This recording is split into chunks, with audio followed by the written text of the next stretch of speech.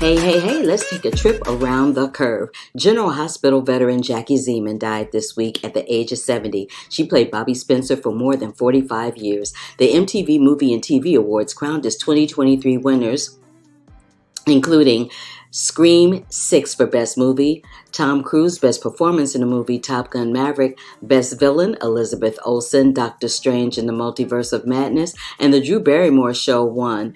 Also winning was the Best Comedic Performance, Adam Sandler in Murder Mystery 2, Selena Gomez, My Mind and Me, Best Music Doc. Now, ironically, even though Drew Barrymore took home the prize for Best Host, it was the fact that she did not show up to host the show due to the ongoing WGA strike, which made the news for most of the week. Beetlejuice. Justin Theroux joins Michael Keaton in Beetlejuice sequel at Warner Brothers, and Sophie Fiennes directs Ralph Fiennes and T.S. Eliot's Four Quarters, opening May 26 in L.A. Fox and Will Ferrell's Strays gets a longer leash on a release date, and here's why. Universal is pushing the R-rated comedy Please Don't Destroy from August 18th. Tons of projects have been postponed and or canceled due to the WGA strike, which is 2 weeks in. The Critics' Choice LGBTQ Celebration of Cinema has been pushed back. Daredevil Born Again production has halted. Nicole Kidman's AFI Life Achievement Award has been postponed, and the 2023 Tony Awards will not be televised. Nicolas Cage, Bill Skarsgård, is set for Andrew Nichols' Lord of the War sequel for Vindom Pictures. Matthew McConaughey is set to star in the rivals of Amzia King from Vast of Night filmmaker Andrew Patterson. ESPN Films announces 30 for 30 documentary, The Minister of Defense on NFL Hall of Famer Reggie White, and The Luckiest Guy in the World about NBA Hall of Famer Bill Walton premieres June 6th and 13th. Warner Brothers Discovery strikes a multi-year deal in Canada for Harry Potter, Game of Thrones, DC Universe, and HBO content. Air, the hit film that deals with the Nike deal between Nike and Michael Jordan's mom, is streaming right now globally on Prime Video. It stars Ben Affleck, Viola Davis, Matt Damon, Julius Tenen, and many, many more. Allison Oliver, Journey Smollett, Mark Maron, and Odessa Young board the crime thriller The Order from AGC Studios. Theo James is set to star in the Stephen King adaptation of The Monkey from the Conjuring universe creator James Wan. Rebel Wilson's action comedy Bride Hard heads to the Cannes market, and Lucy Walker is directing Ibogaine feature doc of Night and Light. Maria Bakalova, Jean Reno, Ty Simpkins, and Connie Nielsen are set for sexy-espionage action thriller Birdseye. Wham! Documentary to make world premiere at Sheffield as DocFest reveals its 30th edition lineup. Zoe Kravitz and Thomasin McKenzie are to lead Mona Vastvold's psychological horror self-portrait for Topic Studios. Depp sets cast for his Modigliani biopic with Riccardo Scarmarcio, Pierre Niani, and Al Pacino. A Maria Callas biopic is in the works starring Angelina Jolie, and that is headed to the Cannes market. Disney Plus and Hulu are set to combine into one app by the year's end. Elizabeth Banks and John C. Reilly are leading a timely AI thriller Dreamquill. Scott Mescudi joins Jessica Biel in the sci-fi thriller Ursa Major, and Ava DuVernay and Warner Brothers Television have decided to call it quits as her overall deal comes to an end. Daisy Ridley is set to star in the high-wire action thriller Cleaner, set on the side of the Shard. Isabelle Huppert and Finn Wittrock are set for the home invasion thriller Free Radicals.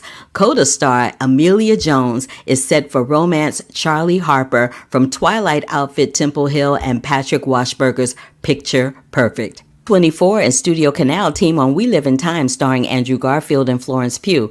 Mel Gibson returns to the director's chair for the first time since Hacksaw Ridge with Lionsgate's Flight Risk starring Mark Wahlberg. Diane Lane, Zoe Deutsch, and more are set to lead the thriller anniversary for Lionsgate and fifth season. Superman Legacy casting heats up with Nicholas Hoult and Rachel Brosnahan in the mix. Javier Bardem is set to receive the San Sebastian's Donostia Award. And next on The Curvy Critic with Carla Renata, I've got Javier Bardem along with Melissa McCarthy, and we are chomping it up talking about the live action version of Disney's Little Mermaid. I'll also have on deck my girl Patricia Clarkson, who's talking about her indie flick Monica.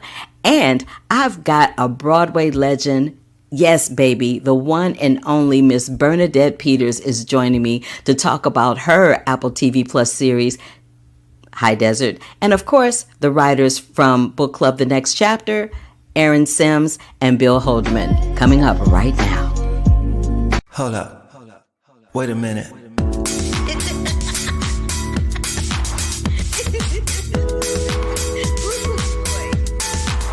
I wish you love, peace, and hair grease. Love, peace, and hair grease, y'all.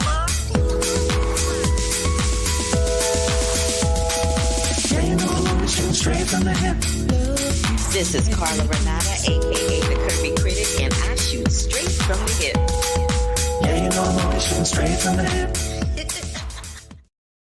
Hi, everybody. Happy Mother's Day. For those of you who have had mothers who are no longer here, for those of you that are mothers, for those of you who have mothers that are still inhabiting this earth, and for daughters who have mothers, regardless of whether they are here or not. Happy Mother's Day to all of you. So I want you to wind out, your Mother's Day with moi. And we're going to get on into it, shall we? So but before I do that, if this is your first time joining me, please give me a big thumbs up to let me know if you're here on YouTube. Click the bell for notifications and subscribe to the channel. What we do here is we do reviews and we talk to people above and below the line in the industry in terms of interviews. And I am your host, Carla Renata. All right. So what I usually do at the beginning of the show is I talk about what I did last week. So this is what I did last week. First and foremost, I hung out with one of my good girlfriends from New York. Her name is Roz Brown, and we go way, way, way, way, way, way back. And she is an entrepreneur. She is a lady boss, and I'm so incredibly proud of her. And she sings her freaking face off, but I had to give her a shout out. I also went to the premiere of The Mother, and I'll talk about that since that is currently streaming on Netflix at the moment. And then my girl Angelique Jackson took me to the world premiere of The Little Mermaid at the Dolby Theater here in Hollywood. And there is a picture of her and I from that particular event. We had such a good time. I'm trying to wear dresses and things that give you a wave situation because I'm trying to, be in theme with the film, so to speak. So as I said in the intro, I do have these people with you today. I have Melissa McCarthy, who plays Ursula. I have Javier Bardem, who plays King Triton in the live action version of Little Mermaid. I have Miss Bernadette Peters, who plays the mother in High Desert on Apple TV Plus.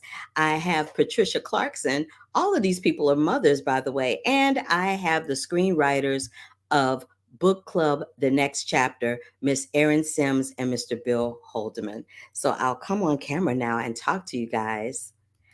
Hi. So I think I have some messages. I do. So Brandon says that he started his third semester of animation classes recently, and his student film and web comic are going well too. And in 3 weeks, seeing Across the Spider Verse.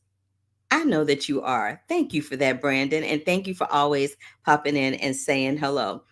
Let's get right on into it, shall we? I want to talk about First and foremost, I want to talk about this movie called Assassin Club. It is going to be released on May 16th, I believe. Yeah, May 16th. And it is directed by Camilla Delamar, and it stars Henry Golding. You guys might remember Henry Golding from the, God, I want to call it some Crazy Rich Asians. I was going to say so many things that were so wrong, but Crazy Rich Asians. Um, You remember him from that and a plethora of other things. Numi Rapaz, who I've interviewed here before, Sam Neill, and Daniela Meliquar. So this is a film about an assassin who's given a contract to kill 7 people around the world, only to discover the targets are also assassins who have been hired to kill him. It's a little bit of a slow burn, but I was kind of digging it, and I kind of like seeing Henry Golden get his Jason Bourne vibe on. I love that. I love that the person who is putting up all the money is played by Sam Neill. He's the person that's putting up all the money by a quote unquote client and hired each one of these people in the past. So Sam Neill hired each one of the assassins who are scheduled to kill one another. He's hired them for jobs in the past, and he's trying to get them to take each other out. I know it sounds crazy.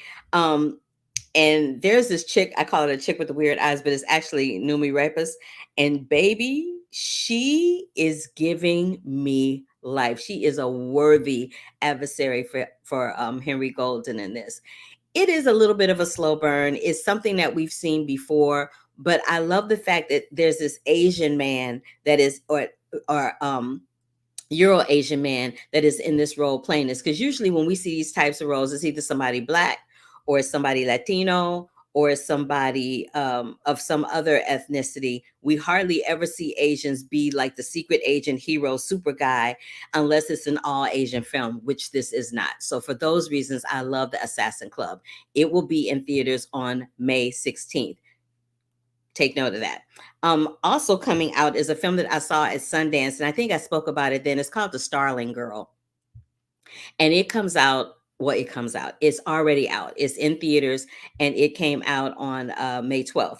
And it's directed and written by Laurel Parmet, and this is stars Eliza, Dawn, and Louis Pullman. My bad. So this is what it deals with. It deals with 17-year-old Jim Starling, who's played by Eliza, um, who's struggling with her place in her Christian fundamentalist community. But everything changes when her magnetic youth pastor, Owen, played by Louis Pullman, returns to the church. This is one of those stories that is very interesting because it shows you that, people that walk around touting Christianity are sometimes some of the biggest offenders of what Christianity is supposed to stand for. Like Jim is underwhelmed by the start of her courtship with Austin Abrams, who plays Ben. This is the person that she's supposed to be with, right? But then she becomes fixated on his older brother, who is Lewis. And Lewis just got back from some missionary work in Puerto Rico, and he's married. I know it's a lot going on. But and he's the pastor's son. But Owen is tasked with looking over the youth programs. I know it's even more drama.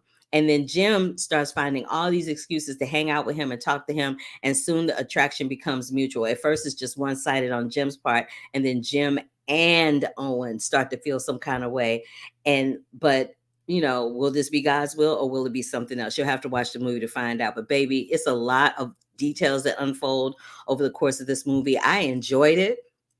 I have been waiting for this to be released in theaters. I've been waiting for other people to see it. So I'm really glad that you guys will get to see it, because it was something else. I promise you it was something else. And last but not least, I want to talk about The Mother. The Mother was released over the weekend. It stars Jennifer Lopez for Netflix, and it also stars Amari Harding and Lucy Perez. Jennifer Lopez plays this mother who is I want to say she's like a secret service assassin, and she's been in hiding until she gets news that someone is looking for her, but they're trying to get to her daughter first, and they eventually kidnap her daughter as a means to get to her. It's crazy, but it reminds me a lot of this other film that Jennifer Lopez did. It's called Enough. And in that film, Jennifer Lopez also plays a mother, but in that film, she's trying to protect her daughter against an abusive husband. The husband was abusive to her and was trying to, control her. And she was like, nope, not today. And she takes the kid and she bounces. So this film, The Mother, gives me those vibes, but it's like up 1,000 notches. And they're filming in Alaska in the snow, and it's just a lot going on. The action sequences are fire.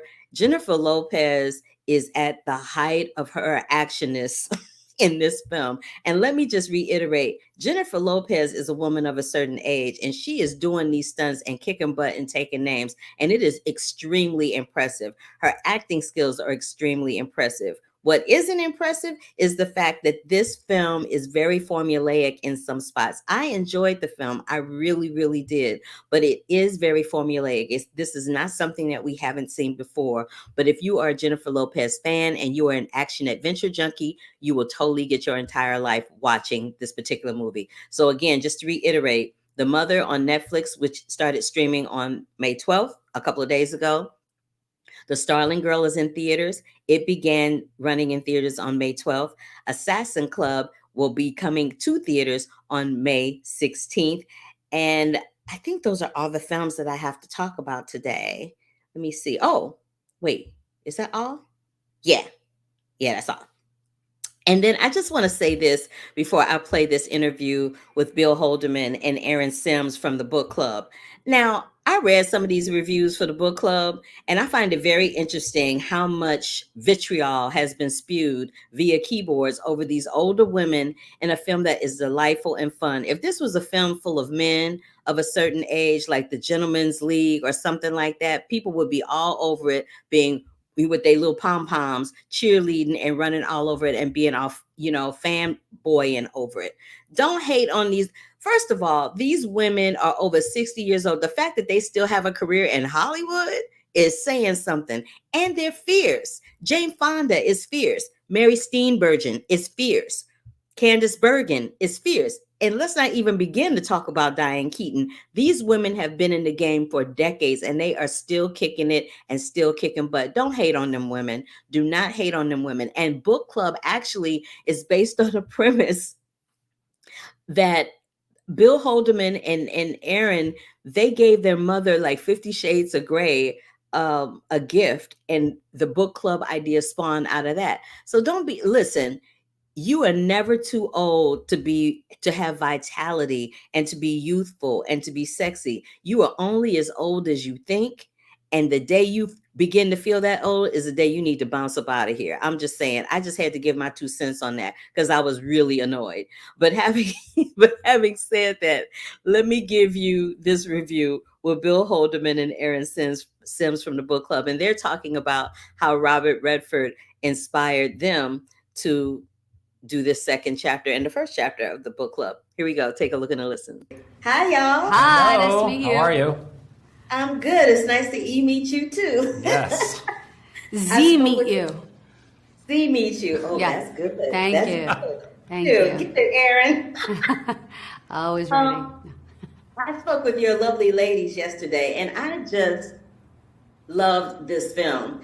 I love the first one. I love the second one because I love seeing, because I love seeing seasoned ladies being treated like human beings and not like these little old ladies that got kids and grandkids. So I was all down for the cause as far as that was concerned. But I want to talk to y'all about how working with Mr. Redford has provided you with the gift that keeps on giving with this book club franchise. And I'll let ladies go first.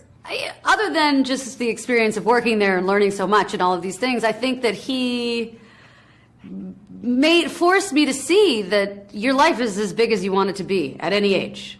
If you keep looking forward, if you keep moving forward and trying to learn new things and, you know, sort of don't apologize for being there, stuff still happens. Stuff is still exciting and adventurous and all of that. And then you see that with Jane and Mary and Candace and Diane, that's how they live their lives.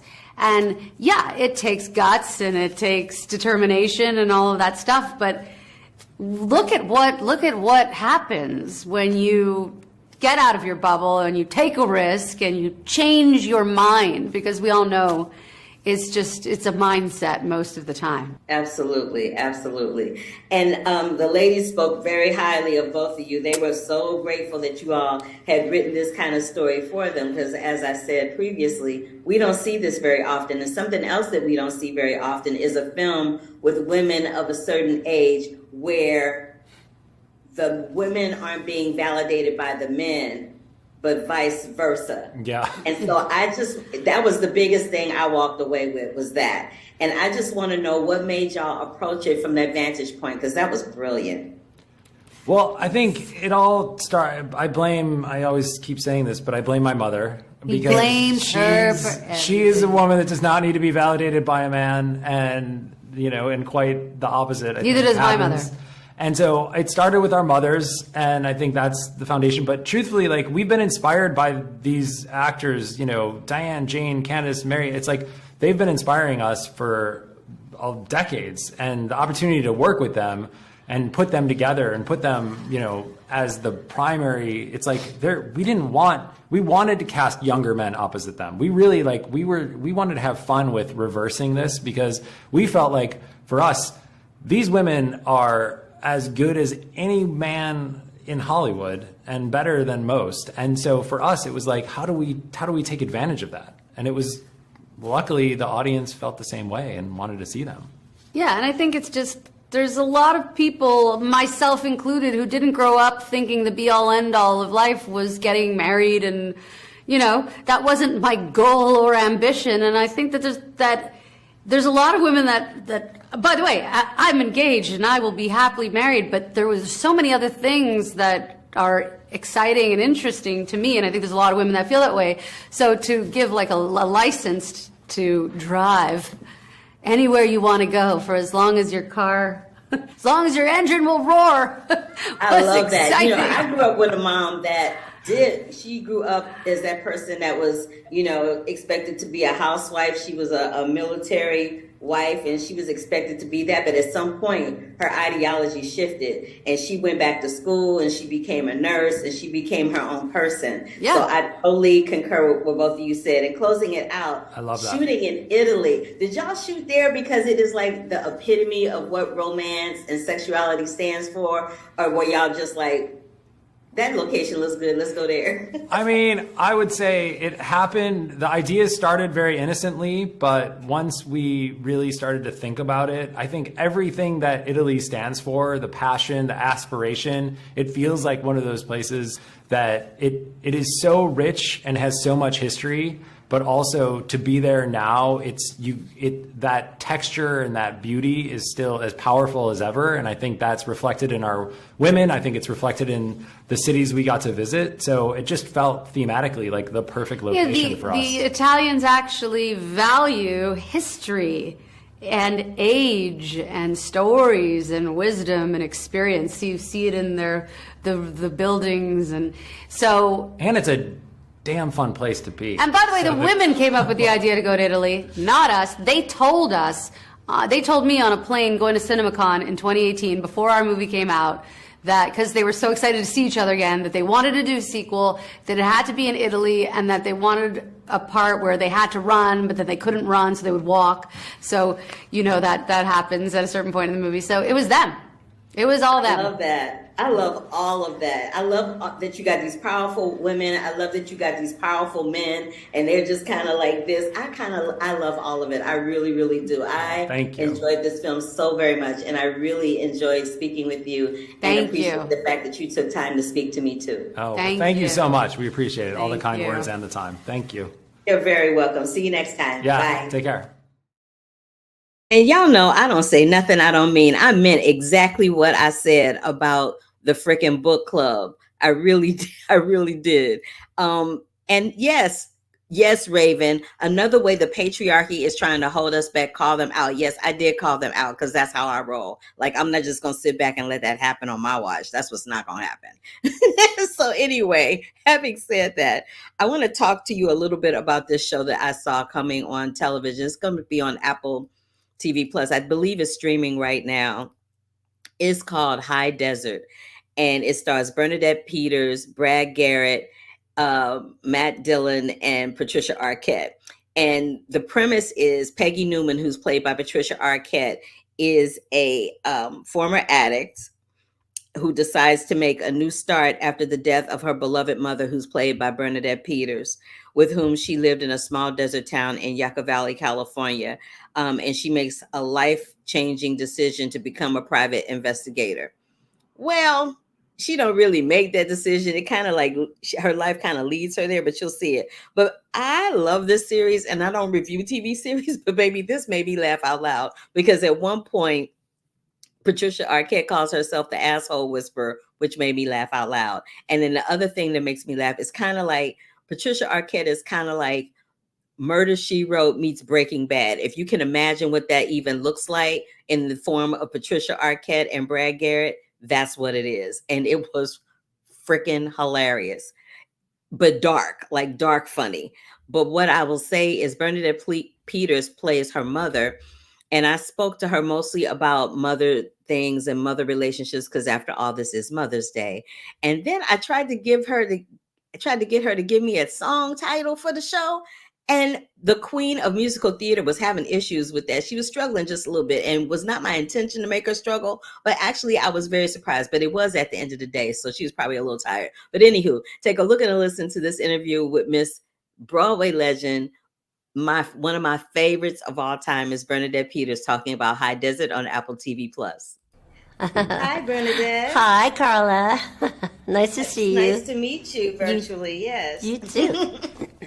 So, coming from someone that also has been on Broadway, I know that you straddle your talents between the stage and the small screen and the big screen. But baby, I just need to know what made you take on this role to play the mother of what one character called the asshole whisperer.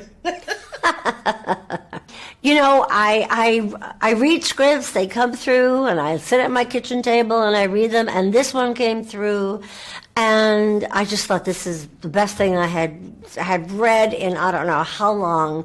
I just thought it was so original and so irreverent, and starring Patricia Arquette. And what could be better, you know? I said, yes, count me in. I want to do it. I just felt a thrill to be able to do it. It was crazy. It was the craziest thing I've ever seen. My mom and I watched it together, and it was like watching a little movie vignette with each episode. Like you kept wondering how the movie was going to end or what the next chapter of the movie was going to be. And you were brilliant as always. I love you to death. Can we speak a little bit to the complexity of mother and daughter relationships? Because it seems like Patricia's character, Peggy, really loves her mom. Like she really loves her mom no matter what. And her mom kind of accepted her, good, bad, and indifferent. And I just wanted to talk to you about how you were able to straddle that fine line when it comes to mothers and daughters, because it is a very complex and complicated relationship that we have with our moms. It is, but I think their relationship was so connected, and maybe it started when the father left the whole family, and there's Peggy as a teenager yelling at the father, and the girlfriend sitting in the car and has her mother's pearls on, and she pulls those pearls off the neck, and Rosalind, the mother, goes out to comfort Peggy, but then I think from then on, I think the roles reversed, and I think Peggy started taking care of her mother. And I think her mother just accepted Peggy, no judgment.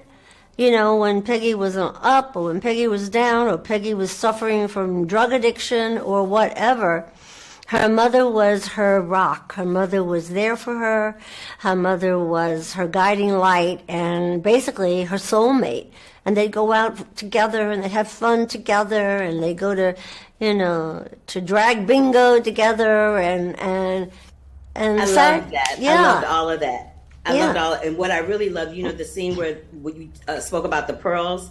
My father had bought my mom some Mikimoto pearls when he was stationed over in Japan, and my brother, not realizing the value of the pearls, tried to give them to a little girl that he liked, and when he tried to undo the clasp to get them back to my mother without her noticing, the pearls broke and they went everywhere. So when my mother and I were watching that, we immediately had a flashback to that moment. Did you gather? Were the pearls gathered up again and tried to collect? Girl, no, they went down a drain. Oh. They were running. Him and his little friend were running after the drain, trying to get the pearls. They never got them. But I just want to say before I go, it's a pleasure speaking to you. But if you had to give this show one musical name, what would you give it? What musical would you call High Desert? Intense. I'm trying to think of what it would be. Crazy and intense, and maybe what is the? I'm trying to think of the name of. I can't think of one. I can't think of Crazy one. and Intense. I'll take it. Crazy and Intense. Okay. Thank you, Miss Bernadette. I appreciate you. Thank you. I felt so bad. She was like, "Oh, I couldn't find a name." Oh, Miss Bernadette, I love you, and I wasn't trying to put you on the spot. I really just I was like, I know the Queen of Musical Theater got a title for me, but alas, she did not. But anywho, check out High Desert. It's streaming on Apple TV Plus. I believe it's either already streaming or it starts streaming this week, but check it out. It is freaking hilarious. All right, so Patricia Clarkson is someone that I've watched for decades in film. I remember the very first time I saw her was playing Kevin Costner's wife in The Untouchables. She is as beautiful as she is gracious as she is talented. And she has a new film that is out now called Monica. I spoke with the director last week, and Patricia plays the mom to Trace Lysette in this film, who is her trans daughter. And Patricia has brain cancer and therefore doesn't really know who she is. It's a really wonderful film. If you get a chance to see Monica, please check it out. It is an indie film. I'm sure it's in an indie house near you. Check your local listings, but baby, it's a great film. But I had an opportunity to talk to her about all of that. So take a look and a listen to this conversation with Patricia Clarkson about Monica. Monica is this film where I feel like Eugenia she's completely stoic when it comes to her daughter, and she refuses to acknowledge her as a woman. And I know that you consistently play these parts where you always have the emotions bubbling up on the inside, right? And they never really come to the surface. How difficult was it for you to play that type of mother? Because that's really hard. Well, it's hard in that, remember, she's dying of brain cancer. And I think, honestly, she truly doesn't know who this woman is. Remember, she hasn't seen Monica, ever met Monica. Yes. So I loved the juxtaposition of like this mother dying in the last kind of months of her life, literally down to months. And here is her beautiful daughter standing in front of her. And what I think the grace or the, of the script is to, take her to see the slow realization, because I think at the end of the day, your child is your child is your child is your child. And that's the beauty of blood, the beauty that their blood is your blood. And I think it's such a powerful message in this film of a mother coming back home to her, or coming back to find her child that she probably thought was gone forever. And she will die with the love of her child in her heart. And that's why that's that big moment in the bathtub. And you realize, I just love her. Yeah, that moment in the bathtub, that was something. That broke my heart. That really broke my heart.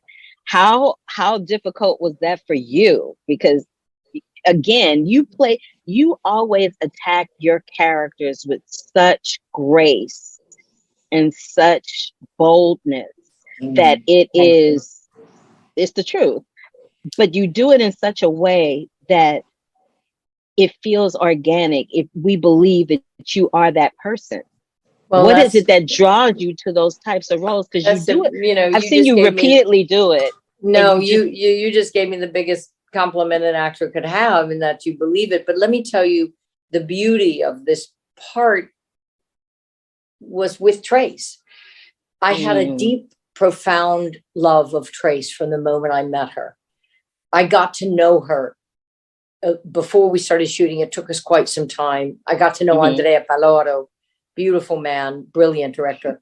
But my love for Trace, off camera, art and life mix, and sometimes they do in a magical way. And Trace was so present. She's so beautiful. She's so open. She's so available, so strong in her own way. And this beautiful movie is not exploitive. It's not, it's just about the power of family and the power.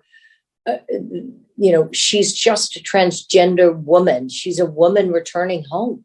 I feel like she's this woman who's returning home to get the needing and the wanting and the not getting the love and affection that she needs and craves so desperately from the one person she wants it from the most. And I think Eugenia, on her, as she is closer and closer to dying, I mean, she has her beautiful son and these grandchildren.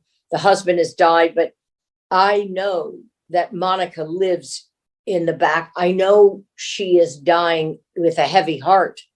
And I think she's able to actually leave this world because her child has come back to her. I think she's able to let go and pass because she has the love of a child she lost so long ago. But now that the love of that child is with her. And I think, and that's the beauty of this movie. It's just a story of family. And it's also letting a stunning transgender actress be at the center of a film, not a secondary, third, not a supporting character. So many. This movie is Monica. This movie is driven by Trace. This movie is owned by Trace. I love being her backup singer, baby.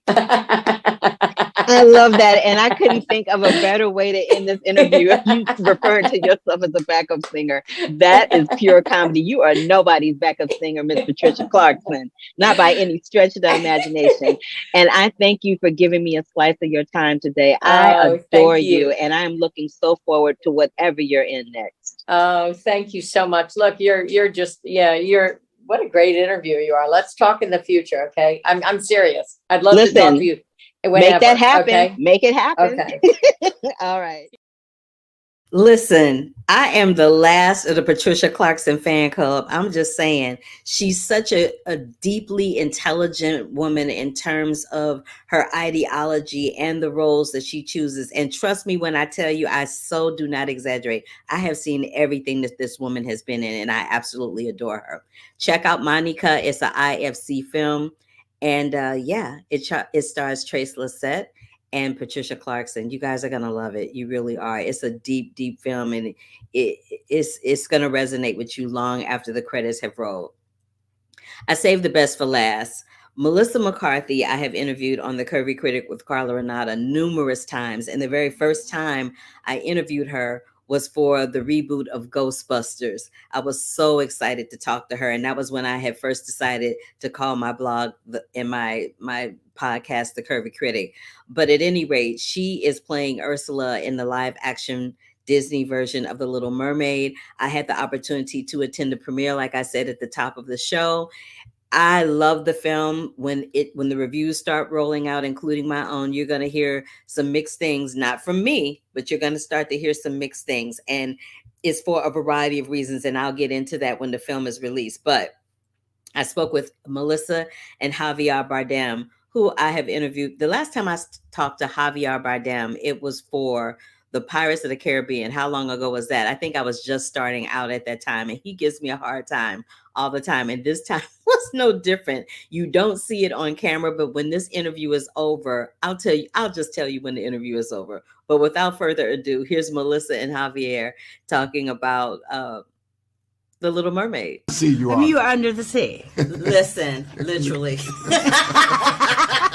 So I'm just going to look at my notes for a second. Okay. Bear with me for this question. So you are a 4-time nominated Oscar winner. You are a 2-time Oscar nominee, right? And yet y'all are under the sea with pitchforks and tentacles. Look at Rob Marshall. What happened? See, that's why I had to look at the notes, because I had to get my punchline right. So what was it that Rob Marshall said to y'all to get y'all to do this version of The Little Mermaid? What we have to ask to Rob Marshall to do We for us. both asked. We both were like, hello, will Rob take my call? He had his number. I did not have Rob Marshall's number. I had to go through a guy who knew a guy that knew him and like knew Rob's mechanic. No, I point blank, I went after it and I thought, I'm not going to get it. But I did think if I don't try, I will never forgive myself. So I said, you at least have to make a go for it, because I loved her so much. So I literally was like, please at least see me, and can I state my case? Well, you did the daggone thing, and so did you. Yeah. What was the phone call like between you No, and no, Rob? I sent him a text literally saying if there's any chance that Kim Triton has a Spanish accent, which I don't know, I'm here. And he said, it's funny, I was talking about you right now while I was in the grocery shop. He was in the grocery store. Yeah. Talking about Texting. do you about think The think Little Mermaid. Javier would do it? And I said we literally got a text 2 Yes. hours later, and we're like, That's Javier. that's the Disney magic right there. Truly. Okay, so speaking of which, KT, I'm gonna call you KT. So KT is super protective of his daughter, yet Ursula is a little salty with her niece. Having said that, do you think your kids, and knowing that little girls love this particular Disney film so much, do you think your kids are gonna be looking at you some kind of way after this? Well, I know that when my kids watch the movie, they haven't seen it yet, they will go, I know that. And they go like, oh, yeah. But they also know the part where I broke in tears and I say, I love you. They know that as well. How about you, Melissa? I think there's parts of Ursula that they're going to be like, I'm not that surprised. And then my little, well, it's funny, at the end of they've now seen it twice, and this is the first premiere they've ever asked to go see. They've never wanted to go, and they were like, we want to go to this, we want to see it again, we want to meet Hallie, can we meet the king? And I'm like, please don't call him the king, his name's Javier. But they went, and both times afterwards, where they saw it, and they absolutely loved it, and my daughter was like, oh God, when those eels died, Mama. And I was like, I died. I died. The eels died. And she goes, Like, I what know. about me? And she goes, I know, but those eels were so cute. And when they died, I was like, I'm going to say it one more time. I died. I died. And they're like, we know. So I don't know. I was like, Oh, they shaded you. shaded me hard. I was like, but That is hilarious. Those little people, Yeah, Jesus. those what little fun. people. Listen, little Lack of kids, respect. they're special little kids. Oh, They're yes. very special, but then they grow up to be lovely human beings. So Of there's that. course. Well, I know that this was mostly filmed in a virtual world, right? Is this the first time both of you guys worked in this type of situation? No, I did Pirates of the Caribbean, which was pretty close to this, but the amount of detail in order to make this thing happen, that was new for me. I've done quite, like Ghostbusters had quite a bit in it, but also I didn't have as much practical stuff. Rob really set up when you were shooting, even though, yes, it's all going to be filled in later, still so much of it was actually there, because I think it was from their performance background and their choreography, they were like, they need to really feel like they're in the room. So we had rehearsal process, and it was really amazing. But somehow we had so much time in it that by the time we were shooting it, I was like, I do feel like I'm there, and all my props were real, and there was enough. They really gave us so much help, not feeling like, look at the tennis ball and fall in love, Fall in love with the tennis ball. That's Yeah. hilarious. Well, I just want you to know, I come from the Broadway community, and Sherry Renee Scott did Ursula on Broadway, and my friend Norm Lewis did KT. They would be super proud of what you guys did on That stage. means a wow. lot. Thank That you. means a lot. Thank you. Of course, I got y'all. You got our back. Thank you. Thank you. Stay with us for the rest of the tour. My hands are freezing. Stay with us for the rest of the tour. I love that he was like, stay with us for the rest of the tour. Honey, if you were not married to Penelope Cruz, I would gladly stay with you on the rest of anybody's tour. Okay. Woo. Lord, deliver me. Insti-hoo. Thank you, Melissa. Thank you, Javier. Thank you, Patricia. Thank you, Miss Bernadette. And thank you, Bill and Erin, for giving me your time to speak to you. Again, you guys, I just want to reiterate what these projects were and how you should be paying attention. So The Little Mermaid is not going to hit until May 26th, but I will review it here next week. So we'll talk about that next week. In addition to that, next week, I will also be talking about Fast X, because I will be seeing Fast X, and I'll be talking about White Man Can't Jump. I got a lot of things to say about White Man Can't Jump. Check out High Desert, which will be on Apple TV Plus, starring Miss Bernadette Peters, Patricia Arquette, and Brad Garrett. The Mother is now streaming on Netflix, starring Jennifer Lopez and Omari Harding. Assassin Club is going to be in theaters on May 16th through Paramount Pictures. The Starling Girl is in theaters right now, produced by Bleecker Street Media. And I think that was it. Yeah, that was it. So yeah, that's it for this edition of The Curvy Critic with Carla Renata. I will see you guys next week. I hope you had a wonderful, fun-filled or relaxing time with your moms. And if your moms are no longer here, I hope you are able to have some really wonderful memories of her, and that your heart is filled up with joy from those memories and the time that you all had together on this earth, and that you will always be a part of your mom. Your mom lives within you because she's part of what made you. So having said that, stay safe, stay sane, keep them hands clean, honey, because every time I'm on here, I say how nasty people are, because what they are. They just nasty, nasty little people. But anyway, thank you for joining me. Again, click that bell for notifications if you were on YouTube. Give me a big thumbs up to let me know that you were here. And I will see you next Sunday on May 21st with The Curvy Critic with Carla Renata. Love, peace, and hair grease, and deuces, y'all.